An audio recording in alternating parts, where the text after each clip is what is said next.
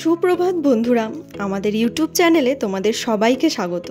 প্রথমেই তোমাদের সকলকে জানাই শুভ নববর্ষের প্রীতি ও শুভেচ্ছা এবং আন্তরিক অভিনন্দন। তোমাদের নতুন বছর খুব ভালো কাটুক এটাই কামনা করি। প্রতি বছরের মতোই সকাল সকাল আমাদের বাড়ির পুজো সেরে নিয়ে নতুন বছর শুরু করলাম।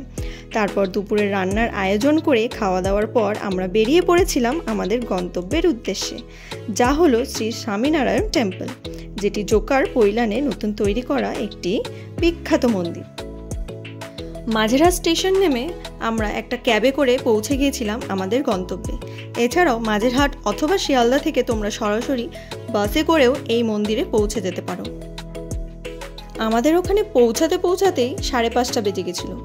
ঠিক যেমনটা ছবিতে দেখেছিলাম সামনাসামনি মন্দিরটা তার থেকেও বেশি সুন্দর লাগছিল। মন্দির খোলা থাকে সকাল 8টা থেকে দুপুর 12টা আর বিকেল 4টে থেকে রাত 8টা পর্যন্ত। মন্দিরে ঢুকেই আমাদের চোখে পড়ল এক বড় চরণ পাদুকা। এই পুরো মন্দিরটা শুধুমাত্র পাথর দিয়েই তৈরি। মন্দিরের আর্কিটেকচারটা এতটাই সুন্দর যে চোখ ফেরানো যাচ্ছিল না। আমরা মন্দিরের সামনে কিছুক্ষণ সময় কাটালাম এবং চারিদিক ঘুরে ঘুরে দেখলাম। আমরা মনে হয় বৈশাখের প্রথম দিনে গিয়েছিলাম বলে সেদিন একটু বেশিই ভিড় ছিল।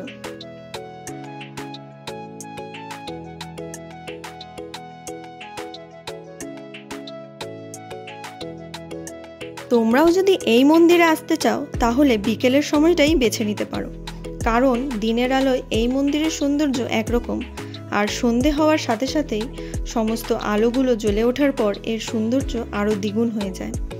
আর এই সময় এলে তোমরা সন্ধ্যের আরতি উপভোগ করতে পারবে, যা শুরু হয় 6:45 থেকে।